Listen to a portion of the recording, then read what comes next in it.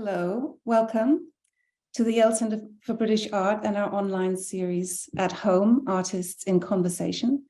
I'm Martina Droth, the Deputy Director and Chief Curator at the Yale Center for British Art, and I am delighted to welcome you to our program today. And you can see our panel here, and I'm thrilled that we'll be speaking with Michael Kenna and Kunié Sugiura to discuss their artistic practice and the ways in which Bill Brandt has figured in their work. The catalyst for this program is the coincidence of two Bill Brandt exhibitions happening right now concurrently across the Atlantic. Bill Brandt Henry Moore is currently on view here at the YCBA until February 26th. And Bill Brandt Inside the Mirror is on view at Tate Britain in London until Sunday the 15th. So if you are in London and you haven't seen it, you need to go there this weekend. And I'm joined by my two co-conveners here for this program from the Tate, Yasufumi Nakamori, Senior Curator, International Art Photography, and Carol Jacobi, Curator of British Art at Tate Britain. Before we get started, I do have a few housekeeping notes. Please note that this program is being recorded. Your camera and sound are muted throughout the program, but there is a Q&A feature on the navigation bar. So please do post your questions for us, for Michael, for Cunye, for the curators, at any time during the program, and we'll get to the questions at the end. And if you would like closed captioning, there is a live transcript available, and you just need to click the little CC icon on your navigation bar to get it, to show it. Yale University acknowledges that Indigenous people and nations, including Mohegan, Mashantucket Pequot, Eastern Pequot, Schaghticoke, Golden Hill Pagussit, Niantic, and the Quinnipiac and other Algonquian-speaking people have stewarded through generations the lands and waterways of what is now the state of Connecticut. We honor and respect the enduring relationship that exists between these people and nations and this land. So I want to welcome everybody. Welcome Michael, welcome Cunye, Carol, Yasufumi. I want to tell you what we're doing in this program. First, Carol and I, as the curators of the two exhibitions that I just mentioned, are going to give a brief snapshot of how each of us are looking at Bill Brandt in those exhibitions. And then I'm going to hand over to Yasufumi to introduce the artists and kick off our discussion. And we have lots of images of their work, and we're excited to talk with them about it. So, Carol, can I invite you to give a brief overview of your exhibition and let me know when you want to advance your slides? Yes, thank you. Actually, could we have the first slide, please? Oh, you've got it already. So this exhibition is a collection exhibition of the works that we hold at Tate by Bill Brandt. And the idea of it was really inspired by a statement Brandt himself made, which was this idea that he says, it's up on the first wall, a photographer is allowed to do anything in order to improve the picture. And what we wanted to do was explore Brandt not so much as a documentary photographer. In fact, I quite question that London looked like he shows it, although people have accepted that for years, but to explore him as an artist and his artistry and the way he merged documentary and art. And so we use this sort of phrase, behind the mirror. He equated the mirror with sort of visual optical reality, and behind the mirror with something more than that. So the first space, if you go to the next slide, I think the first space thinks about Brandt's darkroom activities and all the kind of practical, technical things he used to change reality. So whether it's cropping or waiting for a certain light effect, but particularly his darkroom practices, his retouching and so on. And next slide, please. And the following room looks at his photography as theatre, or looks at him as a director. And so it thinks about, it really takes apart this documentary idea and introduces you to many of the people in his photographs as people who are posing or even acting for him, particularly when he's using members of his family. And of course, his brother was an actor. And also represents, all through the exhibition, we're presenting a lot of the photographs in the way they were first seen, because it fascinates me how he alters the photographs according to where they're going to be, and according to which printing, which context, and we wanted to dramatize that. So to dramatize the extent to which he's staging these photographs in their settings, as well in the way they're made. And next slide, please. And this one is, I think, probably my favorite print in the whole exhibition. So I'm just going to pause slightly at it. But it's called Footsteps Getting Nearer. And Brandt wrote an amazing short little technical piece about how you get the camera to see in the dark. And I just think this print is so brilliant in giving you the impression that you really are out there in dark London and not really seeing properly what's going on. But it's so beautifully crafted in order to do that. So you've got this very theatrical lighting, the use of the flash from the right-hand side, the use of the lamp light, and he's cut out the lamp so you don't get the glare from that, the placing of these two little pieces of white paper, which gives you a middle ground. If you cover those up so you can't see it, you can see how the space just flies away and we don't know where we are anymore. And the use of the white objects, the placing of the white objects in the picture to sort of place clues, her white shoes, her white blouse, the fact we don't see her face, we don't see his face, and the clues all the more powerful storytellers in that they're not, we can't really quite decipher them. They're sort of more suggestive for being more ambiguous. And again, it was really interesting to see the difference between the published, the print published in A Night in London and later versions of this print. Yeah, so his sort of photograph in the dark was really interesting. Next slide, please. Next slide again, please. Sorry, thanks. And so this is Brandt's Hail Helen for Halifax. We were able to bring together 4 different printings of this, and it was just so interesting to see how he plays around with them at different points in his career, but particularly just the way the smoke, which is completely confected in the dark room. There was no smoke in the original print, I don't think. It is changed in each printing to sort of bring out a different aspect, a different abstract, aesthetic aspect of the print. Next slide, please. We brought the landscapes together with the portraits because of this interesting idea that for Brandt, again, observed landscapes, observed portraits are about personality of the writer or the poet or the artist that's associated with the landscape, and that people their personalities often expressed through their settings, through the rooms that Brandt printed them in, photographed them in. Finally, we had a room which I think this is a very sort of suitable idea for this this webinar, is that the idea that Brandt was one of those artists who looked through other artists, who used artists to look with. I think it's a better way of thinking about it than influence. So whether it's sculpture, which is so beautifully explored in Marta's exhibition, but also film. Okay, next slide, please.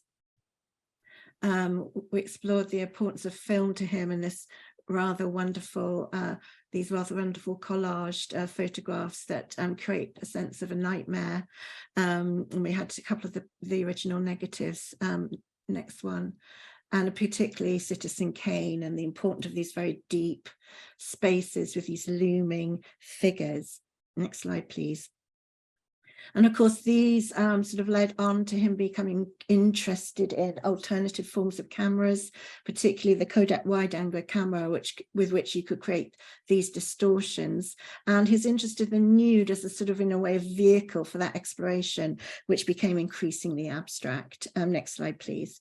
And just finishing with this slide, and this is again one of my, perhaps my second favorite print in the show, where he gets sort of so close to the body that, you know, you begin to only partially recognize it as a body, you're seeing it as landscape and so on as well. Thank you. Thank you, Carol. And I see a lot of connections and overlaps as we're going to get into the conversation with the artists. So let me just briefly tell you about the exhibition at the Yale Center for British Art, which is about two artists, so Bill Brandt and Henry Moore, who first came together in the Second World War when they were two artists among many who were creating a visual response to the events unfolding around them in London. Both artists were producing works for the Ministry of Information during the war, which was an arm of the British government, which was actively seeking and facilitating, but also controlling and censoring images and controlling what was going to be put out into the public domain and into circulation. And of course, Bill Brandt was, his primary purpose at that time was to publish his prints in magazines such as this, Life, Picture Post, Lilliput. So much like in Carol's exhibitions, we've also shown some of these really beautiful spreads that were created at the time, which Bill Brandt really saw as the end product, where the print was kind of a means to an end to the printed page.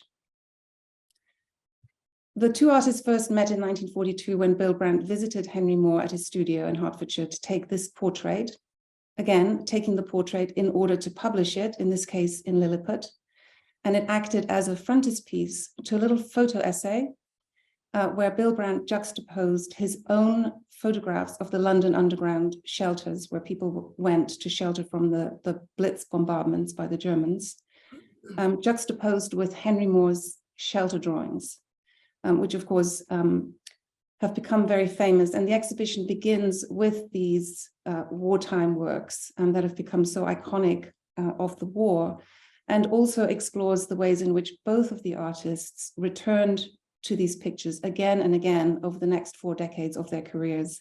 In this case here, Bill Brandt's photo book of 1966, where the print looks very different in the kind of contrasts and choices that he makes in the dark room.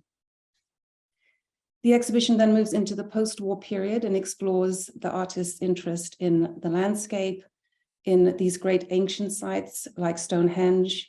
And in 1947, when this photograph by Bill Brandt was published on the cover of Picture Post, during a very dire winter crisis amidst a fuel shortage, sites like Stonehenge had become very important symbols of Britain, you know, during this period when Britain was rebuilding itself after the war. Both artists also saw these as great formal abstract stones in the landscape. And here you can see that Bill Brandt makes a very explicit equivalence between the ancient monolith in the landscape and a modern sculpture, in this case, Barbara Hepworth's piece, which actually is not a very large sculpture. He visited Barbara Hepworth and they carried this down to the beach, but he's made it look like a great giant monolithic form rising from the sea. Henry Moore, of course, throughout his life was very preoccupied with thinking of his work in the landscape. He also visited Stonehenge multiple times, and here in the 70s, he made these very beautiful lithographs from a series of photographs. The sort of conflation between the body, the landscape, stones and forms found in nature as something that both artists explored, visiting beaches and other natural sites and finding these natural forms. And here you see Bill Brandt in a rare color moment, setting up these little flints, again, as though they are Barbara Hepworth's or Henry Moore's or anonymous forms in the landscape, tiny little things made to look enormous. And Henry Moore used similar kinds of shapes and objects to directly inspire and inform the kinds of sculptures he was making. So Bill Brandt has often been talked about in terms of his kind of sculptural vision, his sculptural eye, and this is an idea he promoted himself. This was published to coincide with his important seminal photo book, Perspective of Nudes of 1961, when he really became seen as an artist and moving away from photojournalism. And here, you know, taking a similar approach to those great monoliths where the body close up becomes this shape in the landscape. And I also wanted to show you, and I was sort of looking at Cunye's work and some interesting little connections there. Like Henry Moore, he was also picking up bits and pieces from the beach, shells and bones, and then turning them into collages, which he photographed, but also made as these objects, which he exhibited during his lifetime. But they've kind of been dropped out or edited out of his oeuvre, and we don't see them so often. But a fascinating part of his practice that he took very seriously. So now I'd like to invite Yasufumi to take over and introduce our two guests, Cunye and Michael, and to get us started on the discussion about their work. Thank you, Martina. I'm so delighted to take a small part in this wonderful webinar. Thank you. About Kunié Sugiura. Cunye is a native of Nagoya, Japan, and based in New York City. While she was at the art school in the mid-1960s, she began to explore chromogenic photographic montage, and later to combine photography with acrylic paint on canvas. In the 1980s, she began creating photograms using objects from everyday life and people, which led to her renowned Artists and Scientists series. Through her works, Sugiura harnesses the tension between the concrete and abstract while exploring photographic materiality. She captures light, time, and the transience of nature and its memory. Her work is included in numerous public collections, including the Tate and also Yale Art Gallery collections. About Michael Kenna, Michael is a native of Lancashire, England, and based in Seattle. He's best known for his black and white photographs that focuses on the interaction between the natural landscape and the human-made structures. Kenna is a both diurnal and nocturnal photographer, fascinated by the light when it is most pliant. His long-time exposures often record details that the human eye is not able to perceive. Particularly well known for the intimate scale of his photography and his meticulous printing style, Kenna continues to work in the non-digital, crafting exquisite jet and silver prints in his own darkroom. Again, Michael is also collected by numerous public institutions, including Yale Center for British Art and Yale Art Gallery. So I would like to actually start having a conversation with Cunye. So please give me a next slide, please. So Cunye, I know you have created a really incredible body of work titled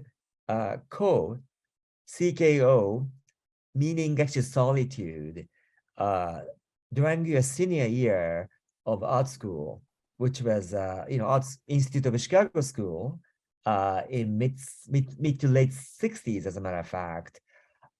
Can you just tell me a little bit about this body of work? I have to say, when I saw your prints from this series for the first time, I thought about actually News by Bill Brandt. Oh. So maybe Yeah. actually. Yeah, actually, when I was studying school, I kind of went to photography a little bit, not really committed. But once I start learning, I see all kind of possibilities. But particularly, one day I saw in a school cafeteria, some student brought this perspective nude in 1961, but actually I saw it in 1964, I think. And then I was blown away because something I wanted and something I never did, but I can see like independent study at the last year, I could explore maybe something like that. And that is a great opportunity for me. And I talked to my teacher, and they're very cooperative, trying to encourage me doing that. And then I got fisheye lens, and also I got two drawing model for me to take photographs.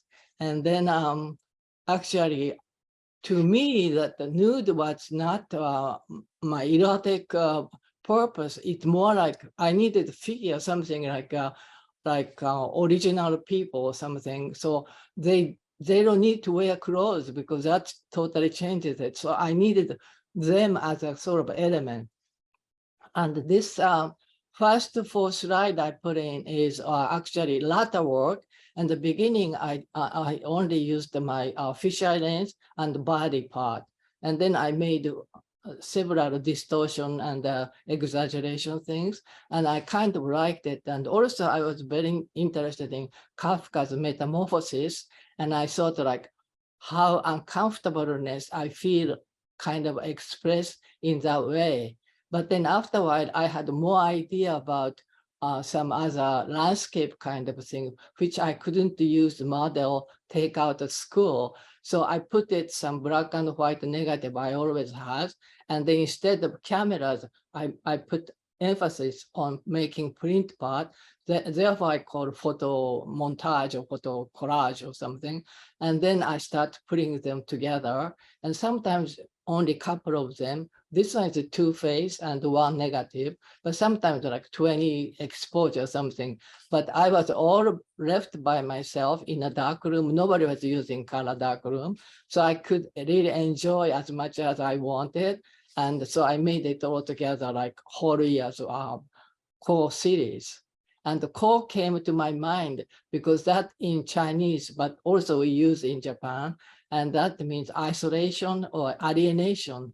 And that's the way I felt about myself being in a foreign land. But also I was reading lots of books about existential things right then. And I thought like, I don't believe in like religion anymore. And I don't know, we have to find our life in a life purpose. We have to find ourselves. So this is a very existential kind of manifest by me, as far as I'm concerned. Can we go to the next slide, please? I mean, it is a highly, mediated image, including the silhouettes of figures, as you see here, or organic matter integrated with the color washes. I think the print is unique, isn't it? Yeah, it is unique, but also this Kodak process has 8 steps, and the first 4 steps you have to do total darkness, but after 4 steps you can do daylight, and then I can use like bleaches dipped into that brush, and I can paint like drawing on that drum things, and I can see it that way color comes out like alive. Otherwise, these are without bleaches, these are all sepia or dark colors. But once you put the bleaches, color come out. And then because of I was also using some color filters or sort of reddish, but you have to do quickly working, but I could experiment many ways. And I was very excited to learn how to make prints, but now how to break out doing something else crazy. And then I enjoyed doing all this experimentation. And I was talking to Michael, but more of my work I failed, but I didn't care. I thought that like just doing more things to break into new field, maybe I can get 1 out of 4, I'd be very happy. That's what I did. Next slide, please. Yeah, I mean, this one, for example, I mean, it's difficult to view this picture without also sensing the sexiness and also, I guess, psychedelia that were part of the 1960s youth culture, perhaps. But this one seems to have a, more direct reference to abstractions, in news. Maybe so. But this one doesn't have a solarization technique I used later on. This is more like straight actually for 5 different exposure. And then above it, I had this slide things structures. I put so like 6 exposures, and that's it. So this is rather simple for me, but this is the one I made without bleach or anything, and it just like, so black and white looks like effect. Next slide, please. Yes. Okay. This Now one, you have a landscape in this. Yes. this one is like black and white negative trees, and then I put lots of little people figures in it, and then there's one large male figure, because I want to show this is a very close one. And then instead of using always natures, I started using this grid form, which is like a graphic designs stencil, but I can put in that enlarger, and I can tilt on things, then they can make it a sort of perfect perspective lines. But also if I make it like horizontal, they can make like just grid patterns. So I used many of my print. And then this one, I did a solarization technique, and I was always curious. I said the Manland people did great thing, but they are all black and white. But I wanted to try on color field. So I put a different filter, and then I put the lights on, and then I can make pinkish, purple, reddish, and different colors. And I made many solarization. And also I think this was a psychedelic time, and I see lots of posters and things done by different colors. And I wanted to try a little bit like that, different colors. Thank you, Cunye. What about this? Okay, now we are going back to simple ones, the first 4 thing. And this is just like, I went very close with fish islands on the back of this woman. And then this is her room. And then it's kind of covers, because exaggeration covers everything. So I just took this one. And if I print it, usually it's all black, but I like it a little bit soft. So I kind of held it back. So a little bit soft printing, but it's kind of straight photographs using fish islands. Next slide, please. And This again. is also, this is also, but instead of like back, I went to like leg part, then you can make it like a scissor kind of shape. And then also this is her apartment. So we got a little bit window and day bed. And this is the way down. And actually this is more original. So this is more like blackish. But always I held a little bit because I thought black is too mechanical for me. So I like it a little bit less. Thank you. Next one. Yes. Again. This is also same thing with like buttock. And then like I go very close and you can see maybe her pimples or skin tones and everything. But then it also covers everything. And this is very simple, but the more closer you get, the more distortion you get. And I know it like Bill Brandt did many of them in beach scenes, but also I wanted to see, because of color, it's a little bit more skin and a little bit more fresh kind of thing. And I thought it could be maybe more interesting, or I don't know. But anyhow, that's the way I tried. Let's take a look at actually picture 2 by Bill Brandt. You found interesting actually. Yes, this one. I like this one very much. And I made one with ear too. I don't have that slide now, but I think like this exaggeration about distance is amazing, like near and middle and far away, and they're all in focus too. And this one, I read the book, and this is not woman's finger. It's more like Bill Brandt's fingers, it said. So it's a little bit more masculine, but also it's very sculpture-like. And I think it's great. He did it like 1959. Right. Thank you. Yeah. Yes. And again, yes. Yeah, this is also, I'm quite sure he went very close to the body of the woman, and then like he got this contrast. But because of like outside, I think it's really gorgeous. But I couldn't do that in Chicago because I would be arrested. So I have to combine different negatives. Huh. And this is the first one, I think 1941, 45. So I think he didn't use that wide angle lens yet. But I think the tone is, I think it's not about him, more like this woman's world, like a little bit Alice in Wonderland. He's trying to get what her world is like. She's daydreaming, or she's hoping something happens. But I like this background of wallpapers and daybed, and it's very English to me. But also it's very kind of respectful interior portrait of a private women's world or something. So I see it a little bit more like feminist kind of way. He understood already even then. And same thing with this one too. This woman's contemplating something, and he respected that, nuance of that figure is very much not like erotic. The men usually take photographs of women nude. So I think for Bill Brandt, even then, I think he was real artist trying to make some story out of something else than just like a regular already established idea of men take photographs of women. Yeah, interesting. Actually, you mentioned that. I mean, I was looking at how Japanese photography critics responded to Perspectives News, starting in the 60s. When, number of photographers were trying to actually create a new kind of documentary, where from the realism into something a little more experimental.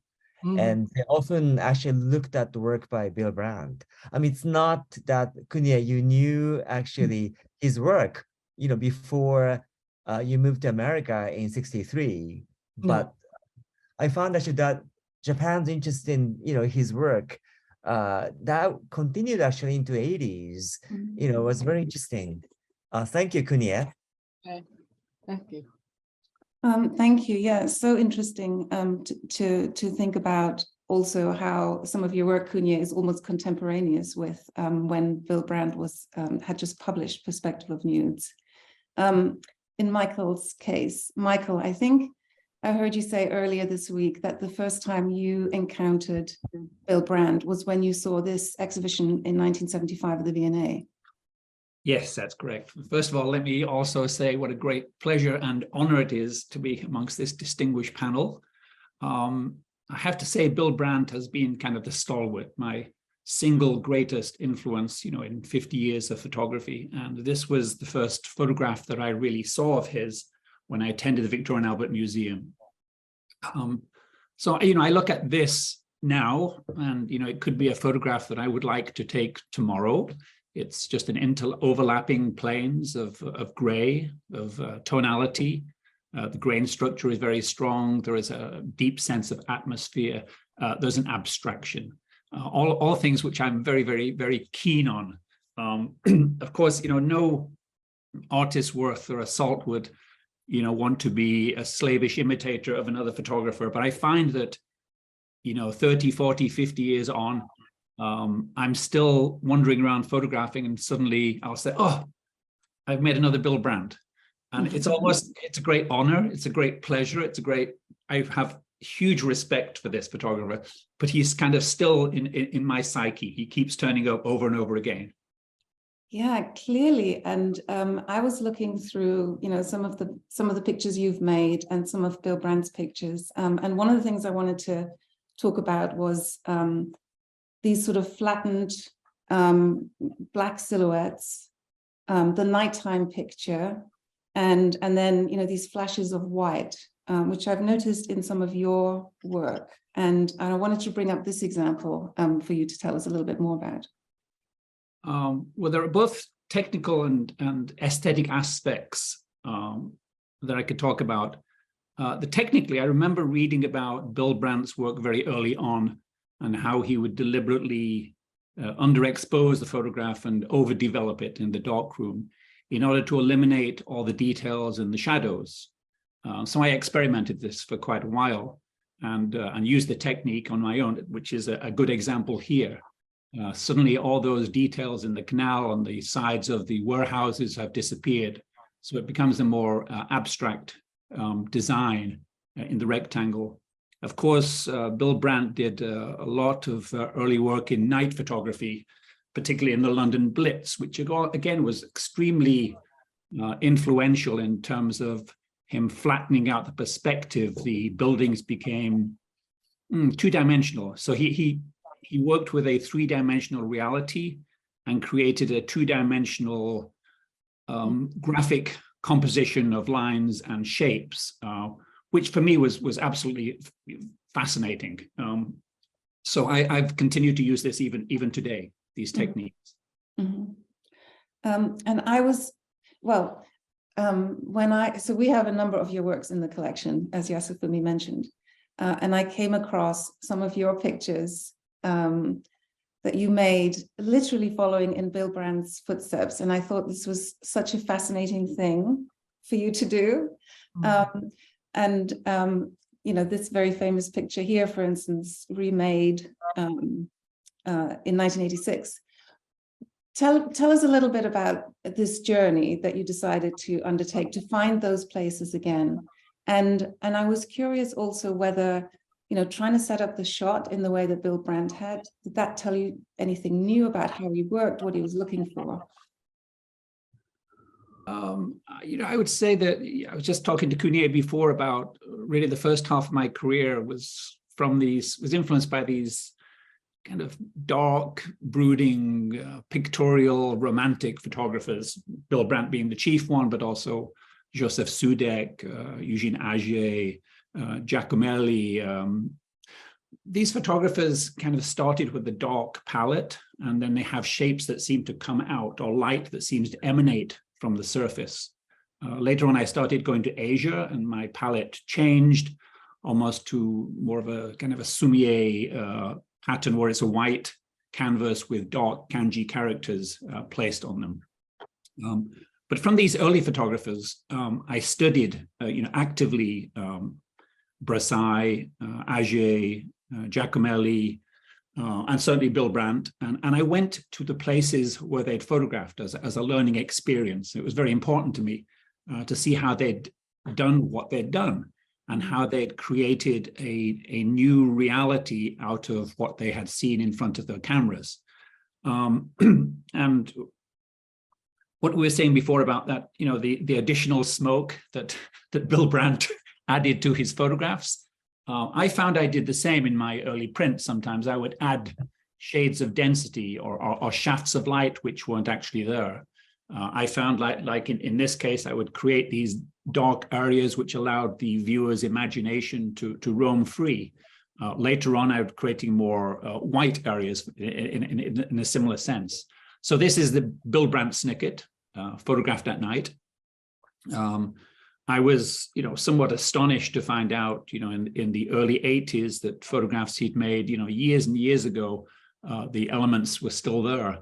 And it also surprised me somewhat how many of his photographs were made in a very confined area around Halifax. You know, one gets the impression from looking at Bill Brandt that he traveled all around England, which he did, and also France. But his Halifax, you know, I have the Lilliput article where he did this Hail Halifax, and most of the photographs were within this kind of corner of this they call the Dean Clough Mill area, which is now being converted into some sort of, you know, modern boutique.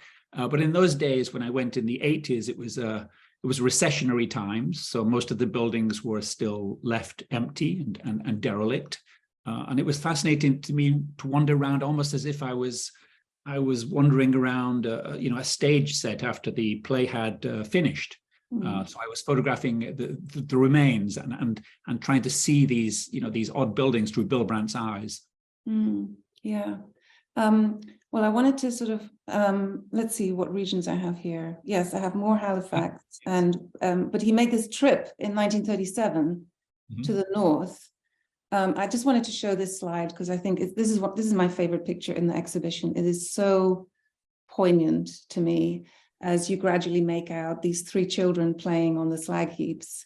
And I was looking at, the pictures that he made there, and then the ones that you made some decades later. I mean, he showed places that were difficult to live in, and photographed some of the sort of difficult conditions miners and miners' families were living in, some of these back-to-back houses. And then you revisiting some of those sites, and here the windows are bricked up, and it looks derelict and left and overgrown. Yes. Again, these are from the 80s. Curiously, the middle print you have in the last slide is I own that print. I've always absolutely loved that image. The fact that they built these houses with no windows, because coal miners would work at night and need to sleep during the day. So it made complete sense. But for our eyes these days, imagining people living in these houses with no light whatsoever, it's pretty mind-boggling. Yeah, absolutely. And I also, I keep hoping the windows might be around the back, but it's probably a back-to-back house, so, but maybe not. Maybe they have a wonderful sea view, yes. Yeah. I mean, I think Bill Brandt really captures some of the conditions. And then I was struck by some of your, you published a book on your pictures. Yes, I would say this was one of my pandemic books. It was, given a couple of years of not being able to travel was actually quite wonderful, because I was able to go back into my archive and find all these images that were made, in the 70s, 80s, 90s, which I'd never got around to print. So I did make a book on the north of England for those, what I would call the Bill Brandt years, when I was wandering around the north of England, which for me was a return to my roots. I was born and brought up in this area, but initially I think most students and photographers, artists, they kind of run away from where they were born and brought up, and they look for something else to create. But this was my first circle, in a sense, coming back to my roots. Right. And some things really changed, some things coming to an end. I think very beautiful how you've captured these things. Thank you, Michael. We're going to great pleasure. To Cunye. Could you go to the octopi slide, please? Starting at the end, really.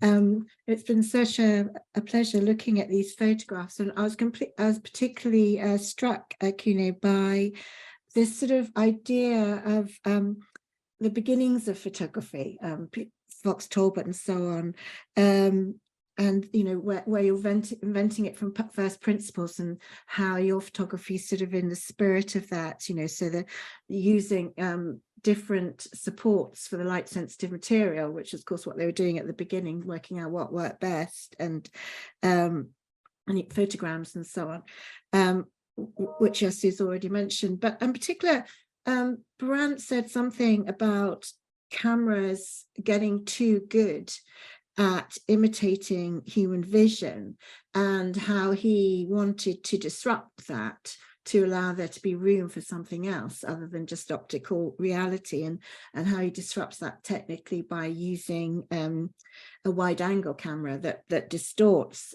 things close to, and which you explored with your own fisheye. And I just wondered if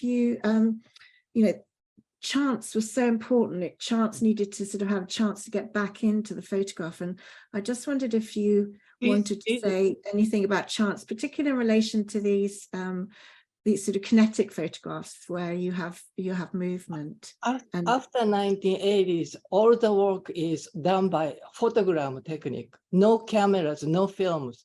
I just use a dark room, and I have a big photo paper, and I put something on it, either flowers or a live flag or other things, but they are all one of the piece, and no cameras, no films involved. So for that, because I was doing other things 1960s and 70s, but I didn't get the reaction I wanted. So I kind of had a very miserable half year or something, and I threw everything. I went back to the simplest thing I could do, which is the original photography. They didn't have a camera. They just have documented images, like Talbot and people, just to put the image documented, recording it. So I did the same thing. I had a photo paper and I put something on it.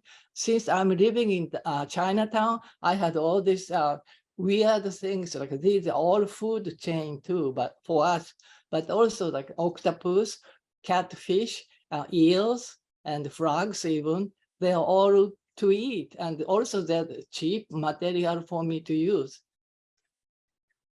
And were they so that there were ways of introducing movement into these photographs? Was those the dark sort of shadows behind the sort of white silhouettes? How are those created? So the thing is, because they have, I think, salt components on their body. So when I put it on paper, they make their own shadows like this. And this white shadow is because when I flash it, the light doesn't go through it. So this becomes white. But this is the body juice which creates its own. And I couldn't see it when I'm making it because they're all water and transparent, and you have to work kind of quickly, like 20 minutes. So that happens. But when I'm doing it, and if I make it regular black print, then these things are all gone. But I decided these are too great for me. So I decided to use like develop a very thin. So I dumped lots of water or hot water sometimes, and the plastic paper becomes very pinkish or sometimes beigeish color instead of white or yellow. So that's the way I got it. But this is a very simple technique. So is chance or accident, are they an important part? How important a part of the process is that? And since I did the developer and the short stop and the fixing, they don't change over 40 years or something at all. And I was afraid maybe they change the colors because it should be like all black background, but they keeps on. So can we just go back one? Wait. Yes. So sometimes you use flowers in these photographs, and they really reminded me of Anna Atkins, those very early ones. But I wondered if you could say something about the background of these ones. So these are the same thing photograms, but I had just like a crochet ring, a crochet thread. So I put it, and then I had a little bit of leaves. So I just taped it by Scotch tape or something. You have to work everything very quickly. And then I put the very dark, very strong developers that make black colors. And then I put some water, and then I stop right away. So these could be all black if I let it go, but I stop it. So that makes sort of smear kind of space. And since these photographs is one of a kind, I thought I could experiment. If I don't like it, I can throw it up and throw it out. So I make it like every day, like at least 4 or 5 of them. And sometimes I get 5, sometimes I don't get anything all day, but I enjoyed trying to do something different. Thank you. Could we go? Yeah. Oh yes, this one. It's a beautiful example of that. Because it looks like sky, doesn't it, in the background? Yeah, but these are the original photographs, but then I made a contact print from original photograms. So these are like, usually it's a darker background and this is whitish, but it's all changed to that opposite. And then top of that, I wanted to try something called toning, which is like during black and white printing only, people use it as a toning some colors. And then this one has a color of blue and purple. So that makes it a very nuanced color. And somehow each one's different, but I made like several of these from this very similar composition. I'm going chronologically in the up. Yes, so this is the one. Thank you very much. And sort of slightly changing the subject, but I know you've talked a lot about sort of hybridity, and I just wondered if you wanted to say a little more about that. I was sort of particularly struck by this idea that, you know, that you're looking for something that's both real and abstract, and you almost need the abstraction to complete the real, which I think is an idea that Brandt was working with as well, and what the relationship, the blurring between those two things. I wondered if you could say something about that. 60s, I did a series called Core, but then I moved to New York 67, and I find that I couldn't do any color printing in my apartment because temperature changes. So I started thinking about photography in black and white, but then I didn't want to do just small printing anymore. So I wanted to make very large photographs on something, and then I found this photo emulsion, which you can coat on any surface, and I coated on a canvas, and it works so beautiful and so simple. They dried up in a couple hours, and then I can at least like project films, like some of them like 2 hours, some of maybe this one like 20 minutes, but I can regular like film a project on the wall, and then I could make these photographs. This is my floors in my studio, and I was drawing some lines in a circle, which I wanted to document, but also this, I think it's a circle sort of, so I thought like that contrast of small and large might be interesting. So that's one reason I took photographs of it. So these are regular black and white photographs, except they are printed on canvas, photo canvas. And then I did for a while just painting, but I was not successful. So one day I put the photographs on canvas, and then some simple color against it. And then like I thought, could be interesting because people can separate them. They have to see them together. So something else is happening. So I started doing small size to larger and larger. And this is about 30 by 40 inches each, 25 by 36, I think. So this is the phase I think most in my art making, it's most radical and most of advanced. Because of that, I was very got a very negative response from photographer and then painter both way. And then I couldn't show anywhere in New York until 1979 or 78. And then finally some big gallery was going to show me. And then she kind of throwed me out at the end of the summer, because she said she went to all the neo-expressionism painting of like a large canvas. So I was so crushed and I couldn't do any work. And after that, I went back to photograms. So it's kind of seems opposite, but that's my history. Thank you. Thank you. Thank you very much. I want to come back to you, Michael, to look at some of the landscape photographs you've had. So again, on the left, that's the first picture by Bill Brandt that you had seen. And I just wanted to show a few of your landscapes, and also to let people know you don't just photograph Britain. That's true. And I wondered if you could talk a little bit about what is it that draws you to these landscapes, and talk a little bit about the different places that you've visited and how they have affected the kinds of pictures that you make. Well, I've been very fortunate. I've traveled a lot in my career, many countries.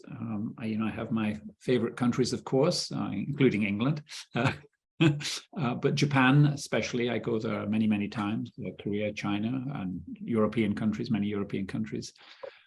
This particular one is in Wakkanai in the north of Japan, a place I'm going to next week after Korea. I mentioned briefly how I feel that my palette changed once I started going to Asia in the 80s and in 2000 onwards. I found that whereas before most of my images involved this kind of light coming through the surface, I found now they became almost painterly, more minimalistic, more abstract, almost as if they're just character marks painting on the surface. Particularly in the north of Japan, these are more Hokkaido ones. Yeah, so beautiful. So this could be. I was just wondering, Michael, looking at these, yes. do you wait for the light like Brandt did? Well, I follow more of something like Gary Winogrand, who says, you know, I like to photograph to see what something looks like when photographed. I tend to photograph all the time. Much as I would like to wait for a light, I've found, you know, after working this long, that I cannot predict the results, even though I'm working in silver gelatin. You know, you'd think by now I would be able to pre-visualize like Ansel Adams espouses.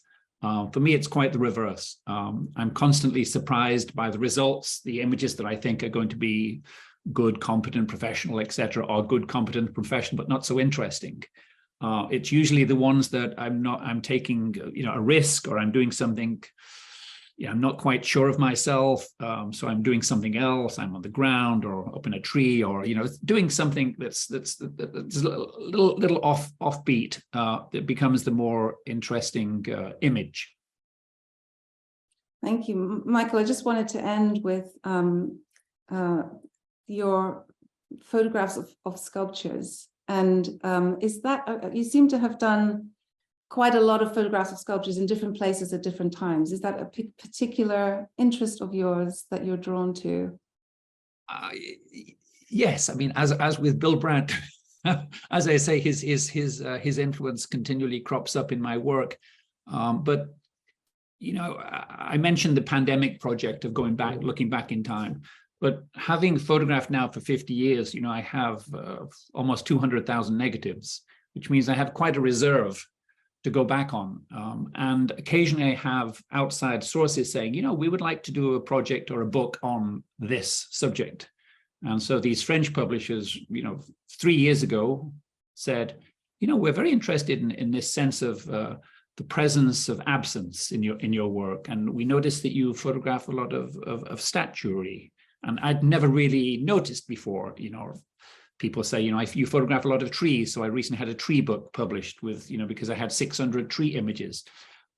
So this idea of statuary, of this kind of presence of absence, of this feeling that, you know, the world is animistic, that, you know, everything is alive, that everything has a character is profoundly interesting for me. And I have photographed, you know, both day and night in, you know, cemeteries throughout the world, in museums, everywhere, you know, particular statuary that somehow touches me and I connect with. And suddenly there was a book project, and, you know, 60, 80 of them came together in one consistent body.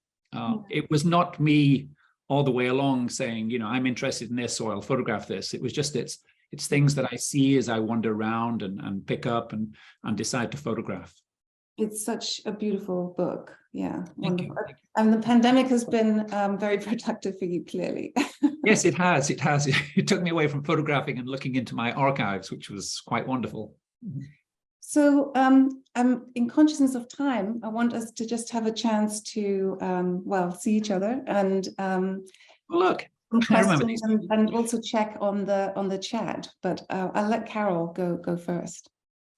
Yes, I've got so many questions, but just this is just a very simple one. Michael, you work, you know, in black and white, yes. And I know that Cunye, that you sort of talked about that black and white sometimes has a calligraphic quality that you like, or I was fascinated by you using only one color, you know, in colored photographs as well. And I just wondered if, you know, what you found useful, what you found interesting in both cases about working in monochrome. Should I go first? Was it to me? So, I mean, for me, it's, you know, it's immediately not reality. That's the main thing. It's fiction. We don't see in black and white. We see in color, and we see in color all the time. So as soon as something is rendered black and white, it becomes kind of distilled to the essential almost. And I find, because I'm a practitioner, I love to be in the darkroom. I print everything myself, as Bill Brandt. And I love to manipulate, you know, maybe not so much as Cunye, you know, Cunye needs to tell you about her story with the 2 cats. Remember that one. But, you know, I do what Bill Brandt does. You know, I can create whole areas of dark or light or shift things around or crop or, move the easel up. I can't do this in color. I mean, I personally can't. I worked, in my early days in many things to survive. And one of my many jobs was as a color printer. And I became technically proficient at color printing. But I found that I couldn't vary the color print very much. If it was 5 cyan or 10 yellow off, it automatically looked false and not correct and didn't really work. So black and white for me is kind of a window into my own imagination. I feel almost like a sculptor when I'm in the darkroom, playing with clay. Well, Kune, you have manipulated color as well as black and white, haven't you? Well, I think black and white is great because it's abstract to begin with. Like he said, we see everything color, but then we choose black and white, so it's great. And then you can imagine the original color or something. But at the same time, now I start using like color a lot because color is, to me, when you see the color, it means you have a light in it, so we can see the color. And then when it's like light in it, that means like there's a life in it. So I feel that it's a very hopeful sign. We see the color, that means that life could be somewhere. So that's why I think lockdown time, I started using X-ray film, which is black and white, but then I put color on it because it could be any color, but color is like hope for life.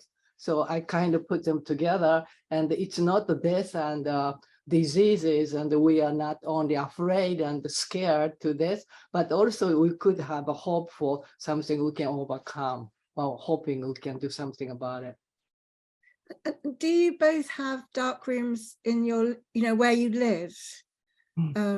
Yeah, I do. So, which Yes. is like Brandt as well. Yeah. It's like the Bat Cave. Spend many hours down there. I wondered if I could ask a couple of specific questions that have come in from our audience. Tabitha Lewis wanted a clarification on what does acrylic on canvas mean for the large photographs that you showed of Cunye's work. Is it on the photo paper directly, or what's the materiality of the work we looked at? Okay. The yellow floor, I think she's referring to. Okay, when I paint acrylic, I never paint on acrylic on photographs usually. I separate them. I respect photography so much, so I like the integrity of photography, but I put side by side next to it, just like usually one single color, acrylic colors. And the thing is, people suggested, why don't you oil paint? But I think because photography is water-based and then acrylic is also water-based, somehow there's a similarity to it. They can kind of relate to each other, where oil is something else and then they're brilliant and I think too strong. That's why I use only acrylic so far with photo images. Thank you.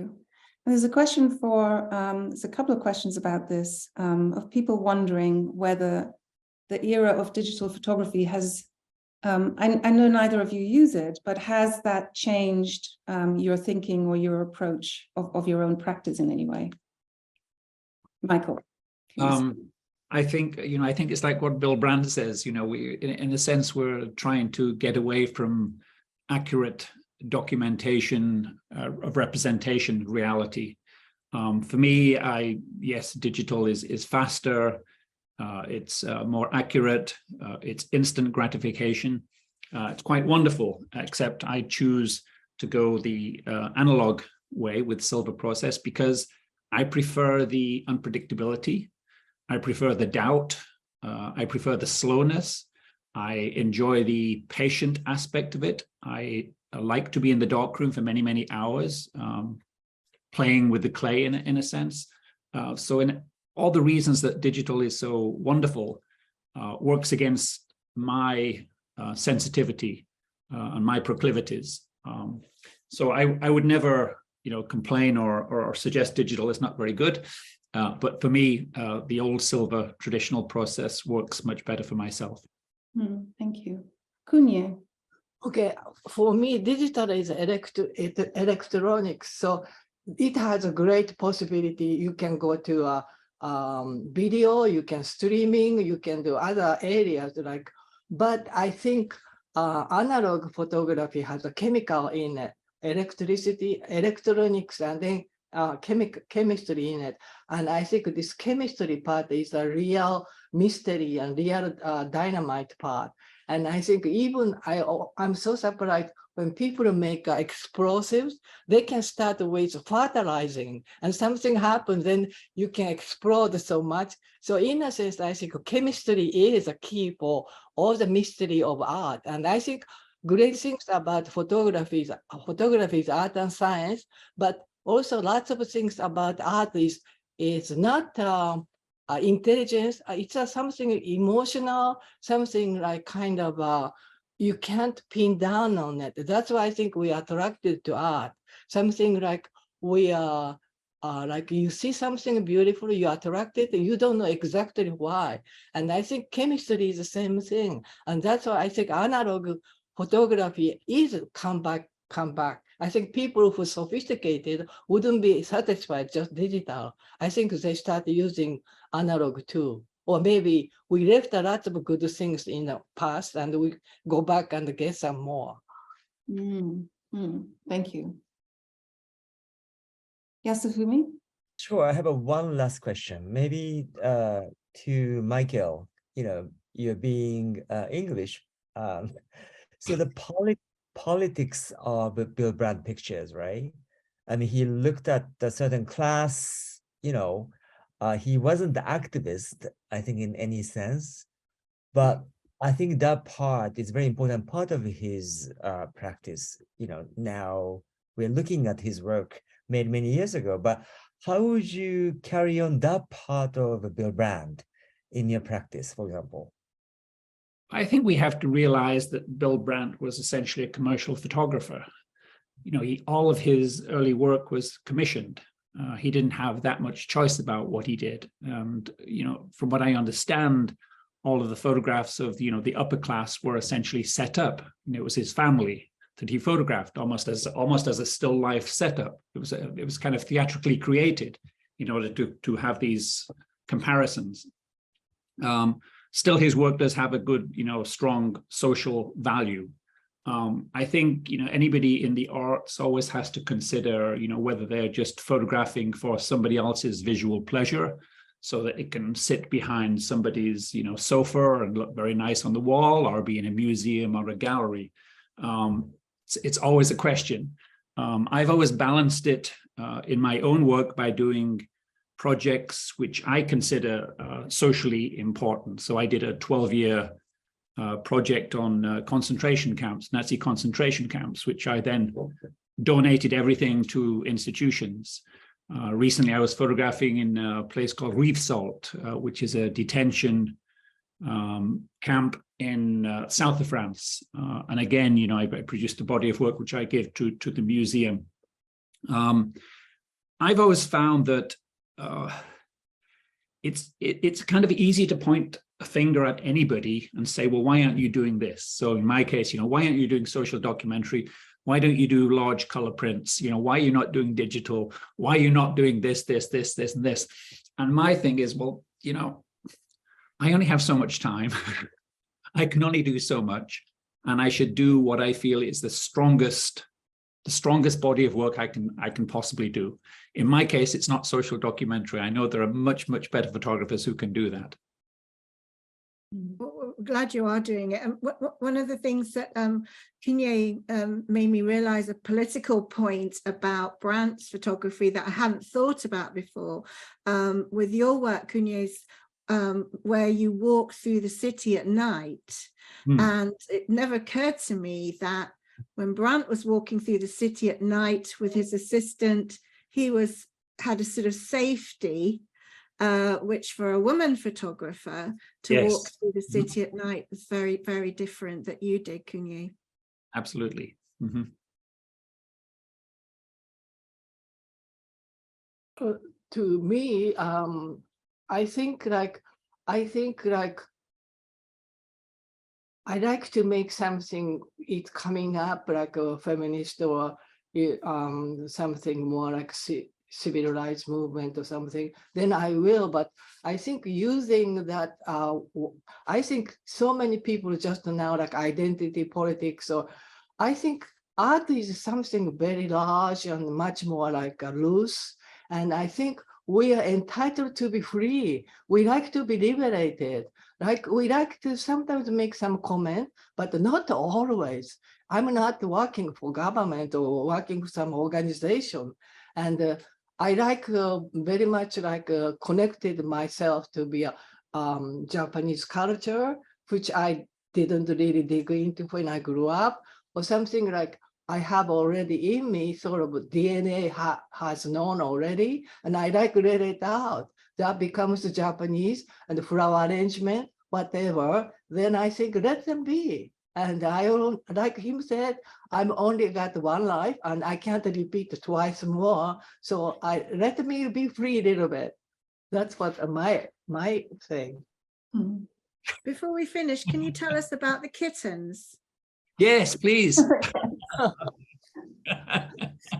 Well, I had something called kitten papers, and I wasn't making art pieces, but I happened to have a tiny 2 kittens, and I had a female grown-up 2 cats at home. I thought they adopted them, and nothing happened. They hate each other. Therefore, I have to separate them at night in my dark room. And then I started making these kitten papers. I left the photo papers and I put them on it, and I covered by cardboard, and I put some water and food.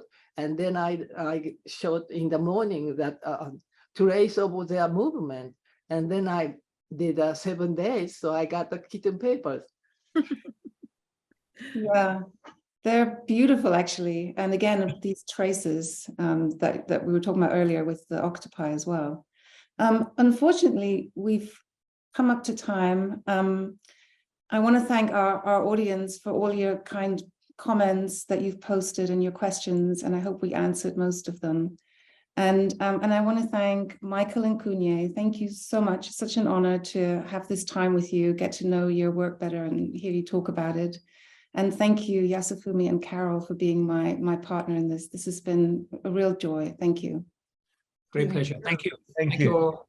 Thanks. Goodbye, everyone. Bye. Good night, everyone.